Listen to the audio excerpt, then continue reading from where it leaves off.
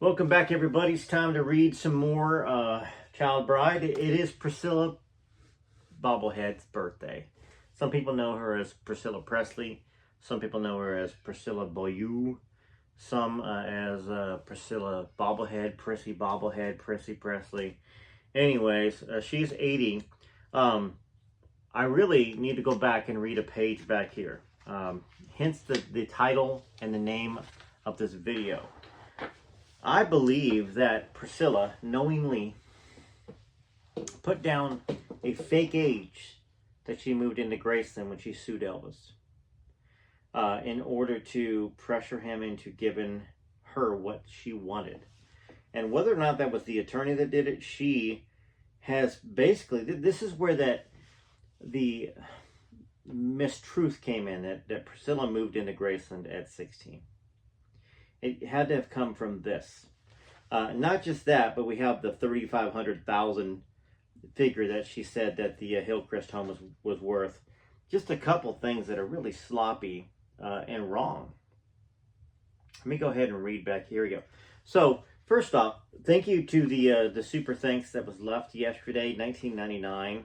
Gosh, I don't have it in front of me right now. I need to think. Oh, Carolyn. Thank you, Carolyn. Carolyn loves Elvis.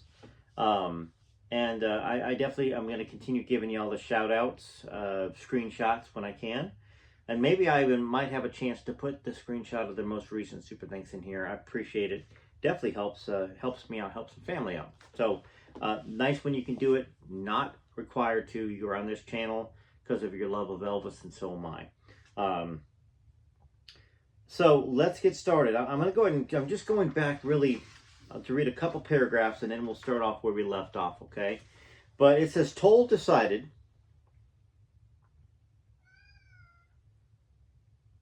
that's one of my cats trying to get in here. Toll decided to press ahead with a lawsuit to set aside the original divorce settlement, and Priscilla agreed, claiming extrinsic fraud on the part of Elvis and his lawyer to support her claim. Happy birthday, Prissy Pants. To support her claim, she filed an affidavit. And when you file an affidavit that is knowingly wrong, it is fraud.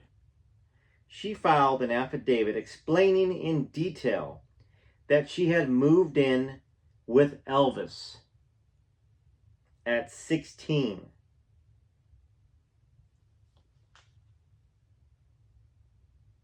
I'm just leaving that right there. She filed an affidavit explaining in detail that she'd moved in with Elvis at 16. This was 1963. March of 63. She turned 18. May of 63. She was born in 1945. She's 80 now, right?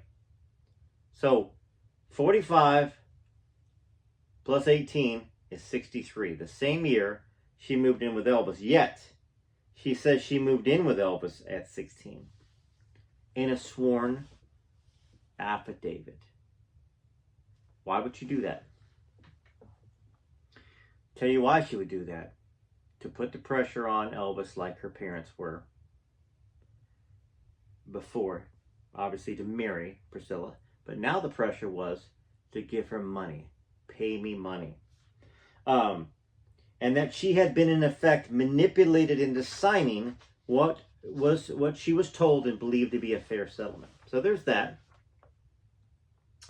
And then we have Priscilla's financial ignorance and her overall ignorance. Now, could this have just been that she's so ignorant she doesn't know how to add her birthdays together and know how old she was? Could she have been that ignorant? Like a box of rocks. Maybe a little bit smarter than a box of rocks. Could that have been? Because it says here, Priscilla's financial ignorance was evident in her deposition, where she referred to the value of the Hillcrest house, which was $350,000, as $3,500,000. Okay, say that to yourself. $3,500,000. It's not $350,000. That would be $3.5 million. Okay, all right. So let's go ahead and read from where I left off, okay? Page 262. Now that we got that out of the way on her birthday, unless she's really only 78 and not 80, because she's continued the ruse and she's forged all of her documents and stuff. I mean, what's the reality here? What's the real answer here? Was she 16? Or was she nearly 18, a month and a half, 2 months away? She definitely put on a sworn deposition that she was 16 when she moved in. And she doesn't correct anybody, does she? Okay, so where we left off, Merv Griffin was interviewing Priscilla after Priscilla did the Ladies' Home Journal interview, and he couldn't get anything out of her besides a yes and a no. Like, she didn't have a vocabulary besides yes and no. And that's where we left off. Priscilla and Olivia's media campaign paid off in sales. The boutique, which was now located on Robertson Boulevard in Beverly Hills, soon began attracting a celebrity clientele that included Michelle Phillips, Suzanne Plachette, Natalie Wood,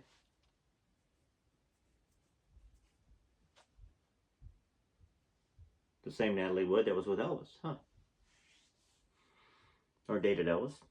Diana Ross, Jill Ireland, Carol Burnett from the Carol Burnett Show, Mary Tyler Moore, Diane Cannon, and Victoria Principal. After all of her years of frustration and boredom with Elvis's spiritual search, Priscilla began ironically looking for a church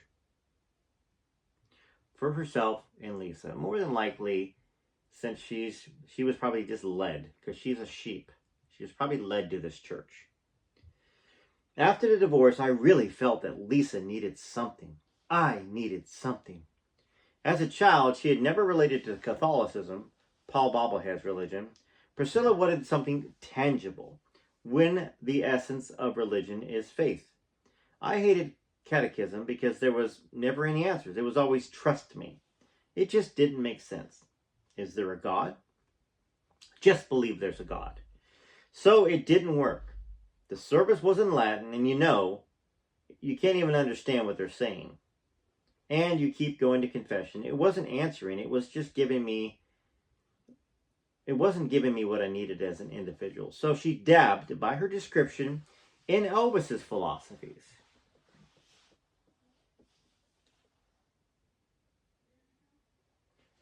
But I just didn't really get involved with any of them. The only religion Elvis studied that interested Priscilla even slightly was Buddhism, for its strong ethic and moral value, though she found something missing. She considered Buddhism very much for the self, not that I minded. Priscilla was looking for something realistic, she said at the time, and she began toying with the idea of science of the mind. The impetus,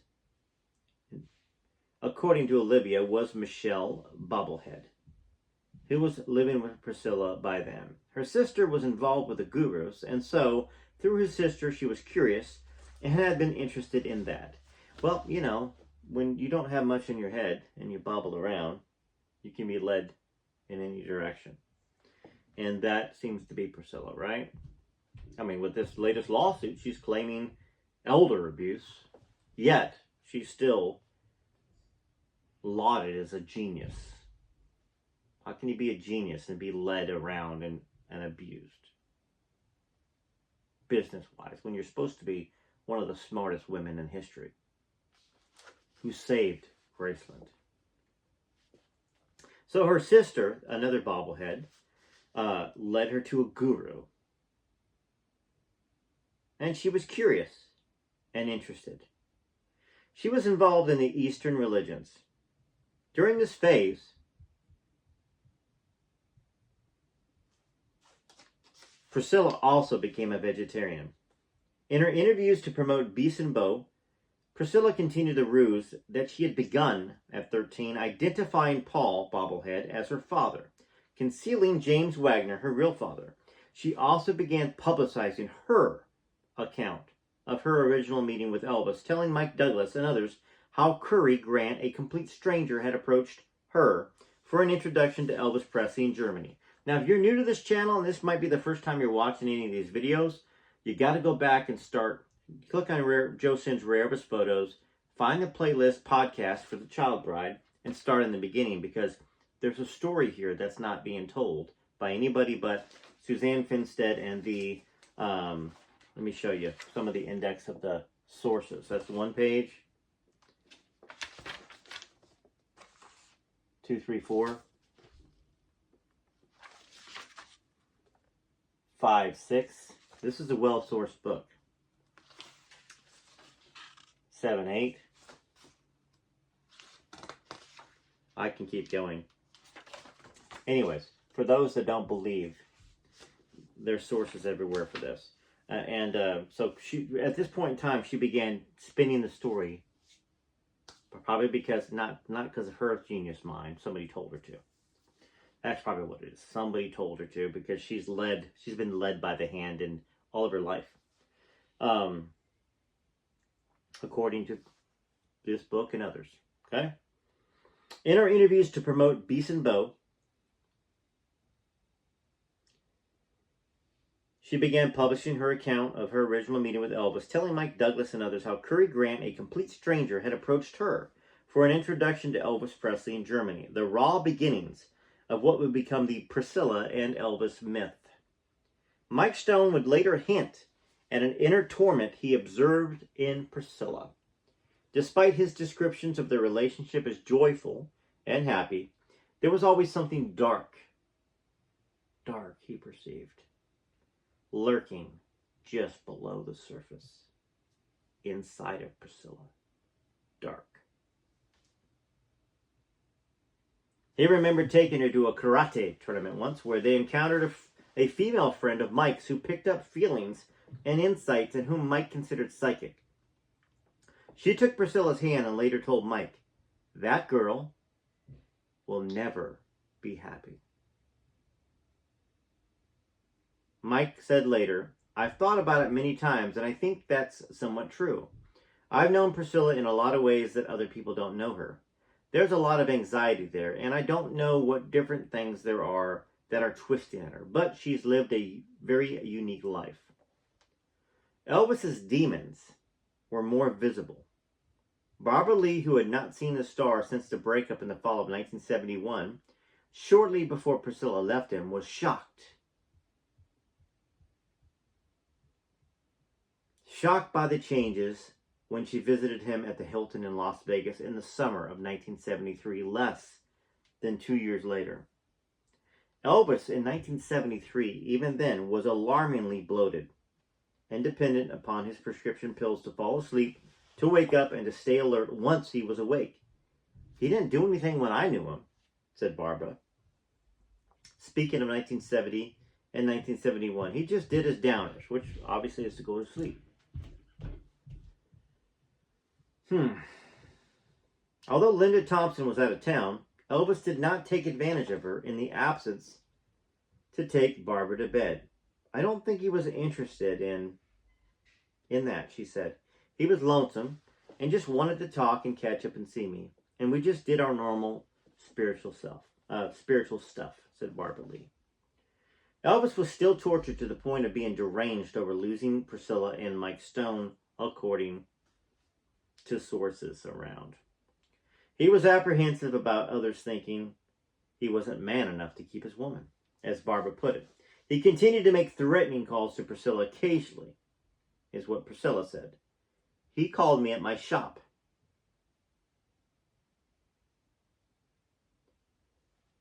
At Beast and Bow and told me just heavy breathing," Priscilla recalled. "It was an obsession, almost, you know." First off, they didn't have caller ID back then. So she's just assuming that this is Elvis calling with heavy breathing. But guess what? She's putting herself out there as a sex symbol. You know, I mean, modeling the scantily clothes for the Beast and Bow, doing the interview in the Ladies' Home Journal, and she's going to assume that it's Elvis. It's probably some creep that called her. And of course, being the brilliant person she is, she tries to deduce that it's Elvis when it could have been one of millions of people.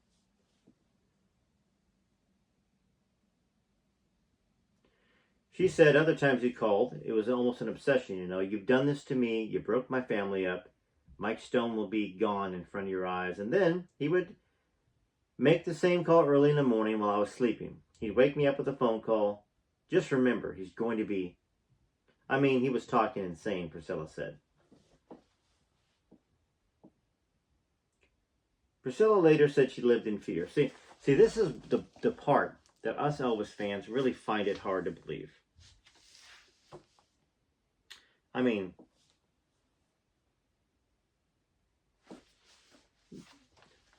Priscilla says she's defended Elvis. And that Elvis loved her, she loved him, and things were better than ever. After the breakup. Better than ever. Yet, this is what she puts to sell for money in these interviews and articles and her books. And who knows what's going to be in the new book. I mean, come on. Living it and watching every move that one makes, especially if you believe that he was going to do that to Mike. And you know there's anger. And anger promotes whatever. I knew he had an obsession. And I knew that he was very unpredictable, depending on what state of mind he was in. On the other hand, remembered Olivia, Elvis would send flowers to Priscilla at the boutique. So this is one thing that Olivia says, is that he's sending flowers. And the next day he would call. And he would have given her anything that she wanted. He had a real rough time with it, and he was very hurt. Yet, Priscilla says these other things. To get sympathy? I mean, first off, I'm a pretty big believer that you need to kind of know both sides, but you can't discount what a woman claims in these situations of breakups. But we know that Priscilla is not honest, or she hasn't been honest. Think about this whole claim written in a written document, which is fraud, saying that she moved in at 16 when she knowingly knows she did not move in at 16. She was in Germany in high school in 16 and 17. She didn't move in until she was a couple months shy of 18. So she's going to lie about that. Why? Why would we believe this?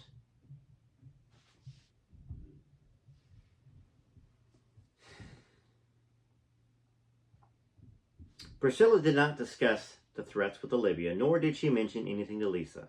Never, she stressed later. Never. I never put anything on her. Never. Barbara attributed Elvis's erratic behavior and increasing dependence on the prescriptions quite simply to Priscilla. She believed that he was slowly dying of a broken heart. She killed Elvis, said Barbara Lee. That was just the beginning. I believe that, and I always will.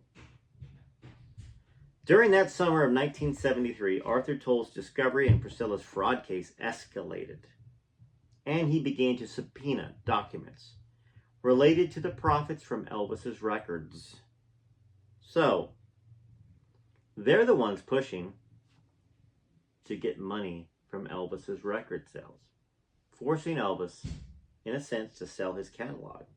He then subpoenaed Elvis himself. This is Priscilla doing it. Not Arthur. She said, whatever means necessary, rip all that money from Elvis and destroy his life and embarrass him and give it to me. That's exactly what she was doing.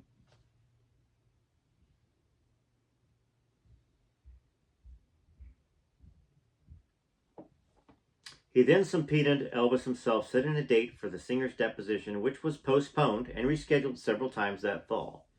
As Elvis's final deposition date of October 1st drew near, Harry Fain, his divorce lawyer, began talking settlement, though he was not convinced years later that Priscilla would have even prevailed in demonstrating that either Elvis or Ed Hookstratton had defrauded her into signing the original property agreement.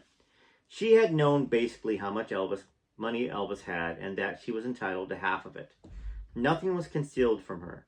It was only later that people told her she gave up too easily and that she should have asked for more, asserted Fain. Vernon Presley nonetheless made a counteroffer to Arthur Toll's suggested figure in October. Based upon Harry Fain's recommendation and Elvis's insistence that they avoid any confrontation or litigation. And why? Because the lie that Priscilla told would have came out that she had moved in at 16. That's a lie. Trying to avoid that. See how twisted this is? See why we're digging into it, why I'm doing as many videos as I am. See why Priscilla didn't sue Suzanne Finstead, because she fraudulently put something in a court document. Now, I don't know whether it actually went to court or not, but she put it in there, probably knowing it would pressure Elvis into giving her what she wanted so she wouldn't,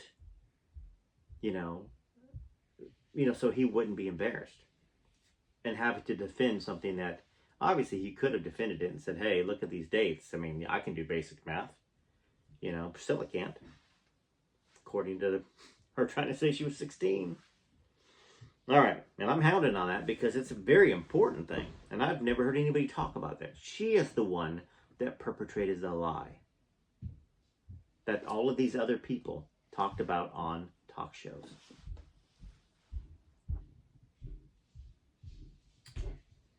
So, you can hear why now I moved to a different place. My younger son's up there stomping around and playing video games. All right, so let's move on here. She had basically known, that she gave up too easy, they said. Brennan Presley nonetheless made the counteroffer. We got that. The revised settlement for Priscilla provided her with $725,000 cash up front. She said, stack that money in my hands, baby. Stack it. Stack that money. Stack that cash. Give it to me. In addition to her original $100,000, which she'd already spent, basically. Plus $720,000 in monthly payments of $6,000, okay? To be paid in full by August of 1982. She also received half of the profits from the sale of the Monteville mansion in Bel Air, 5% of Elvis's music stock in Whitehaven, as well as spousal support of $4,200 a month for a year and a half. Sorry, $4,200 a month for a year, okay? And child support in the amount of $4,000 a month until Lisa turned 18. So she's getting, let's see here, $6,000 to be paid in full, so $6,000 a month through 1982. She's getting $4,000 a month for child support, right? That's $10,000. Plus another $4,200 a month for that first year. That's $14,000. Oh my gosh, that's a close to $140,000, $150,000 a month she was getting.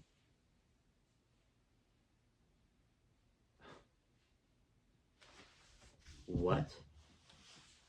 Plus the $725,000 cash up front. Plus the profits of the sale of the Monteville mansion. I remember very vividly when we had to finalize the settlement. Arthur arranged for an appointment at the home of Elvis at 6 p.m., said Harry Fane, and I think Elvis was coming down for his breakfast. He was very affable, never hesitated for a moment. We explained the terms, and he said, you have it. Even Arthur Toll, who was representing Priscilla, later said that Elvis wanted to be fair. And if she doesn't think it's fair, we'll change it. Elvis wanted to be done with that witch. That's what it was. He wanted to be done. Elvis was a great actor. He really was. And people said that. Harry Fane found Elvis consistently a gentleman, no matter the circumstances, even asking, is there anything I can get you, Mr. Fane? He's like, yeah, I'd like $720,000 cash up front. I'd like $4,000 a month. And of course, these attorneys, they got a bunch of that money. They got something. So, Mr. Fane, he was very, very solicitous, very warm. Trying to obtain a warm feeling of connection with you on the basis of trying to resolve any antagonism. The lawyer came away from his encounters with Elvis as impressed by his natural grace and his heart, convinced that it was more than his talent, but a warmth and spirit that contributed to his exceptional fame, feeling finally that Elvis Presley had given a burden in the form of an oppressive fame that no mortal could carry. Elvis reached a level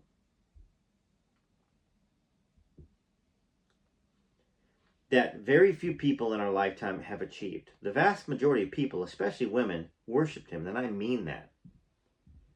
The lawyers, the presiding judge, anyone and everyone who came into contact with Elvis and Priscilla during the litigation over their divorce settlement left the situation amazed at Elvis.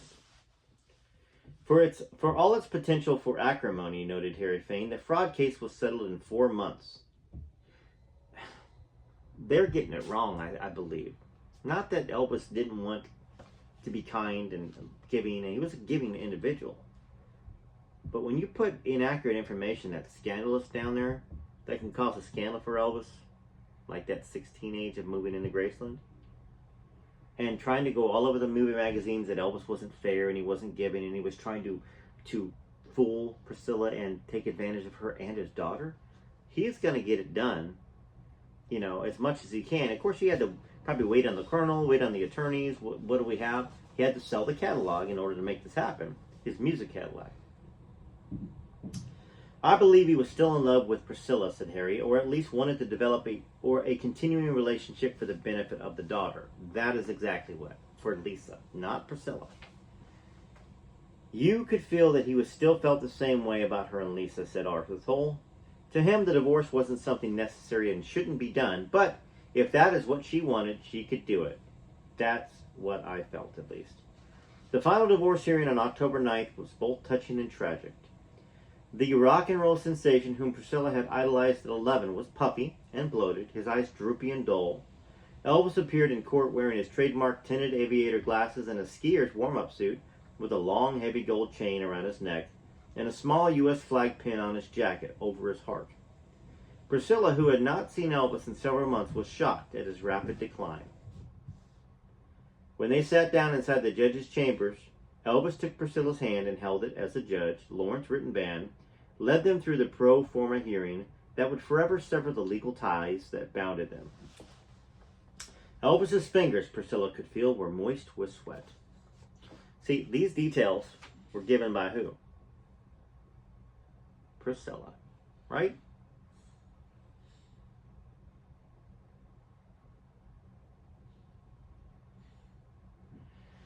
A few minutes later, the once legendary lovers strolled out of the courthouse from their divorce hearing, walking arm in arm before a disbelieving corps of photographers. Elvis appeared sad and defeated. Priscilla looked like a walking advertisement for her boutique, dressed in tight white trousers, a white mock turtleneck, and a colorful long patchwork coat. She no longer wore the famous black beehive. Her hair was now shoulder-length and brown again, as it had been when she was 8 years old. Her eyes bereft of false lashes, her blouse plucked bare. As they parted, Elvis kissed Priscilla and whispered tenderly in her ear, according to Priscilla, who is a known maker-up of things. Right? This is where we get this from. Priscilla said, Elvis said, for always and forever. He might have said, you got what you want, now get the hell away from me. I mean, I don't know. I mean, he might have said, you really got me, baby. You're the devil in the sky. Oh, yes, you are. He might have said that. You look like an angel. You walk like an angel. Might have said that. You talk like an angel. But I got a wise. You're the devil. Might have said that. You're the devil in disguise, baby. Anyhow.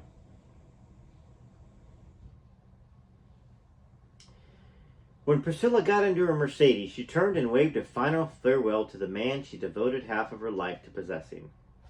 Elvis Presley gave her a crooked half smile and winked. Elvis and Priscilla, so extraordinary in their courtship, were equally unique in their divorce. Harry Fain later described their behavior as just a beautiful quality to achieve. Priscilla later said, I sat in the courtroom and I cried. Because his hands were swollen from God only knows what he had taken. But I was holding his hands and I was baby talking him. And the judge couldn't believe it. Priscilla knew the divorce was breaking Elvis.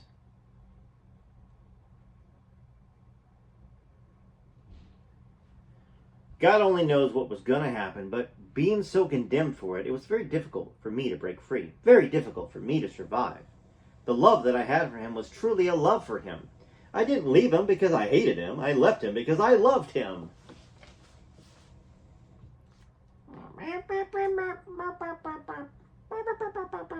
It would be great if that was all we could hear of Priscilla. What is that, like the Charlie Brown? At least we could believe that. I left him because I loved him. I wasn't about to see him go in front of me. He had to help himself. He didn't choose to do that. So we have the same excuse, don't we, as the Memphis Mafia for writing their book. You got Priscilla. I left him.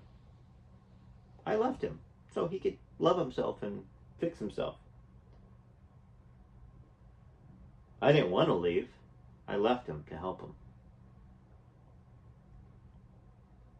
The love between Elvis and Priscilla, so like that of a father and daughter, as Priscilla writes, as Suzanne writes, transcended even their divorce. Said George Klein, who had observed the dynamics between them from the day of Priscilla's arrival at Graceland, when she was 17, a couple months before 18, they were growing apart and she was maturing. He knew that.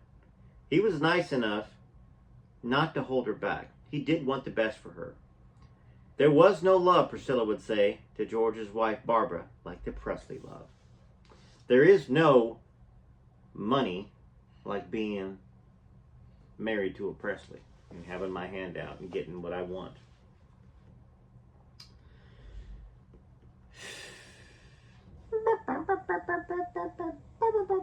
Anyways, we're now on, looks like chapter 9. No, chapter 4.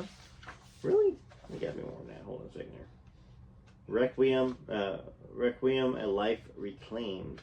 Okay, it's not. Maybe it's just a section. Chapter 27. This is called "The King is Dead." Long live the Queen. The Queen who poisoned the King.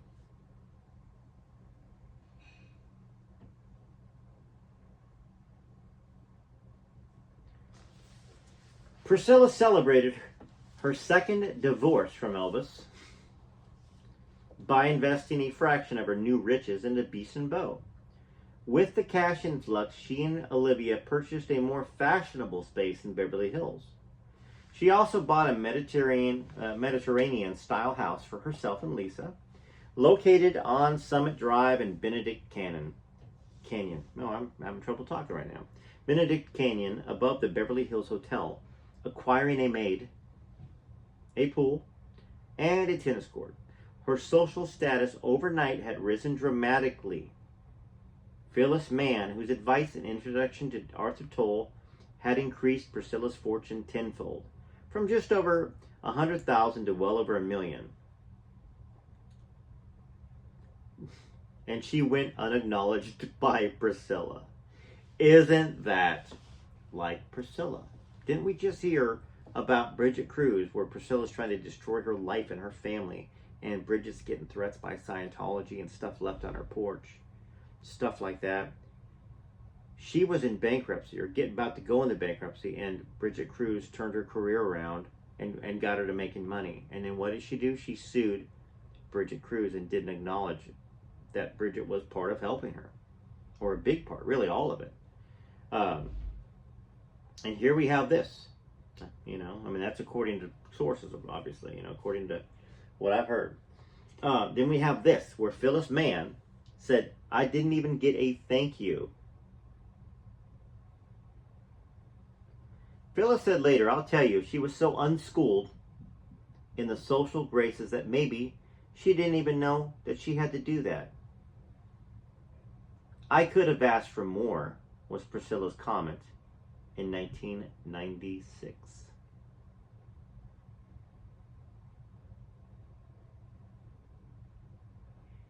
who in the hell could like a person like Priscilla? Unless you're just like her. For those that love Priscilla, you must be just like her. I mean, and that's a strong thing for me to say. Only if you, and I say that only if you know all the things that she's done, and she's not just to Elvis, but to Lisa, her daughter. If y'all just knew some of the things I've heard that she says about you, the Priscilla fans. Y'all are used. You are used by Priscilla. You know, things I've heard. Now, you can choose to still love Priscilla if you're a Priscilla fan. But this is why I'm not the only one that's bringing stuff like this to light, okay? And I'd rather not. I'd rather like Priscilla. I'd rather her be a sweet, giving individual that loved Elvis and, you know, truly was there for him. Not the one that laughed upstairs at Graceland at the funeral. Who ordered everybody off the plane. It was her plane. Didn't allow people to fly in it because it was hers. She thought she was in the will. And she was sliced out of it. She was cut. Not a mention of Priscilla. Priscilla wasn't... Elvis didn't want her to have a sniff of anything. He wanted her cut off. Done. Gone. Meaningless. Nothing. Only Lisa. Nothing for Priscilla. Not a single breadcrumb. Not even one penny on the ground. Because she didn't deserve it. Yet, she says, I could have asked for more. Elvis's response to the divorce was a near breakdown that landed him in Baptist Memorial Hospital in Memphis with pneumonia and depression. His emotional and physical condition were sufficiently grave that Lisa, who was not quite 6, looked at him one day and said plaintively, Daddy, I don't want you to die. She had seen him,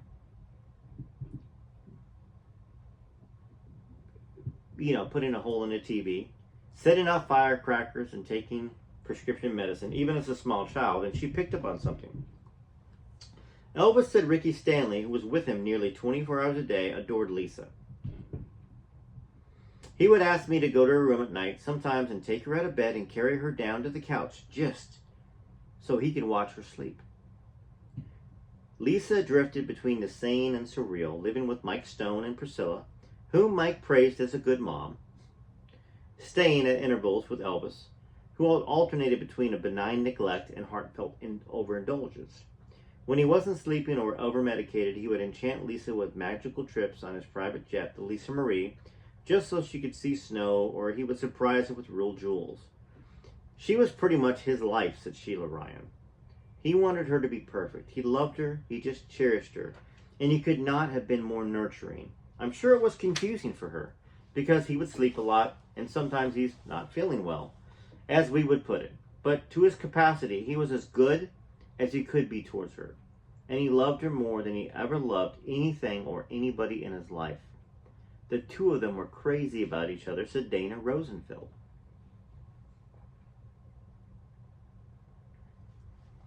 Who met Lisa in 1975 and became her closest childhood friend. She just loved him with all of her heart. To him, she was the little girl who could do no wrong and was the most beautiful in the whole world and the most talented, the quintessential apple of her father's eye. Elvis observed Dana, never said no. Lisa, bewildered by the dichotomy of her existence, was a willful, sometimes demanding child. Sheila Ryans, who saw Elvis's little girl with Elvis treated like a princess, would also watch Elvis's face transform when she asserted her authority. I call it the sugar look. When children think that they're the boss, they have a fog over their eyes until somebody takes them, jerks them by the neck and says, by the way, I'm the boss and you're the mud. Sheila Ryan, huh? Okay, wait, hey. Here's the deal. I get it. I think we all can agree that Elvis probably spoiled Lisa too much. But we know we're all guilty of in some ways. I think I spoiled my kids. I'm lucky that, at the same time, I didn't have the kind of money and that Elvis did. They seem to be doing good. and they seem to be hardworking, and at the same time, you want to you spoil your children. I mean, let's just say maybe not spoil. You want to give them everything you possibly can, including the love that they deserve, you know, and the understanding and the life lessons.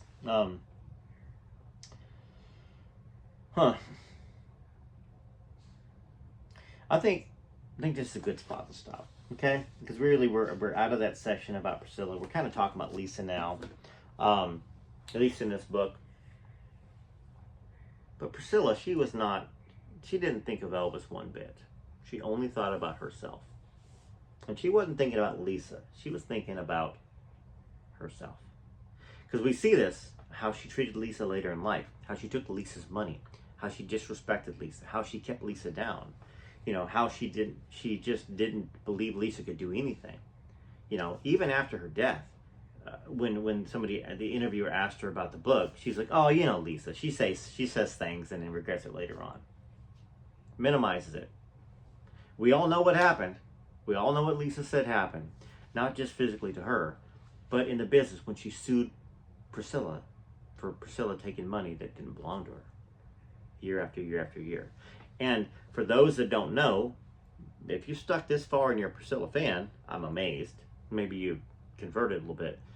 But the money that was made from Lisa selling off the estate, in a sense, not the estate, but the Elvis Presley Enterprises, that money was invested in the American Idol Corporation for the most part, like 50 million of it, I think, by Priscilla and Barry Siegel, her two business managers, people. And who was Priscilla dating? Nigel from the corporation? I don't know whether it's the same time. But anyways, the money was lost very quickly. You know, Priscilla was still rich. Lisa was poor. Priscilla always seems to come out on top, doesn't she? Anyways, happy birthday, Priscilla. 80. You made it 38 years more than the person that you are partially responsible for. According to Sheila Ryan, and Barbara Lee, you're responsible for him dying. Happy birthday. Hope it feels good. Anyways, for those of you that have a birthday this weekend as well, and I know some of y'all shouted it out, happy birthday to you for real. It was my birthday on the 18th, so I'm fortunate to share the same birthday as George Strait and Pope John Paul II. Not that it's really given me anything in my life, but it's pretty interesting food for thought, you know. TLC to all of y'all. TCB. Till next time, Joe Sands, Rare was Photos.